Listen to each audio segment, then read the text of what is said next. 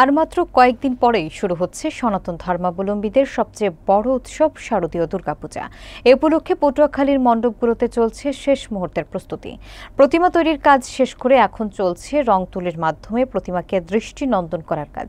উৎসবকে ঘিরে পুরো জেলা জুড়ে ভক্তদের মাঝে আনন্দের আমেজ বিরাজ করছে। বিস্তারিত থাকছে পলাশ হলদারের প্রতিবেদনে। আগামী 28 সেপ্টেম্বর মহাষষ্ঠীর মধ্য দিয়ে শুরু হতে যাচ্ছে শারদীয় দুর্গাপূজা। এই উৎসবকে ঘিরে পটুয়াখালী জেলার 8টি উপজেলায় মোট 176টি মণ্ডপে চলছে শেষ মুহূর্তের প্রস্তুতি। দিন রাত ব্যস্ত সময় পার করছেন প্রতিমা তৈরির মৃৎশিল্পীরা।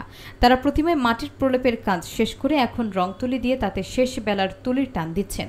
এর মধ্যে সদর উপজেলায় 26টি, বাউফলে 65টি, দশমিনায় 13টি, দুমকিতে 10টি, গলাচিপায় 28টি, কলাপাড়ায় 14টি, মির্জাগঞ্জে 15টি এবং রাঙ্গাবালিতে 5টি মণ্ডপে পূজা অনুষ্ঠিত হবে। গত বছর জেলায় 190টি মণ্ডপে পূজা অনুষ্ঠিত হয়েছিল। প্রতিমা তৈরির কাজ শেষ হওয়ার সাথে সাথে পুরো জেলায় উৎসবের আমেজ ছড়িয়ে পড়েছে। মহাদশমী ও প্রতিমা বিসর্জনের মধ্য দিয়ে আগামী 2 অক্টোবর এই উৎসব শেষ হবে।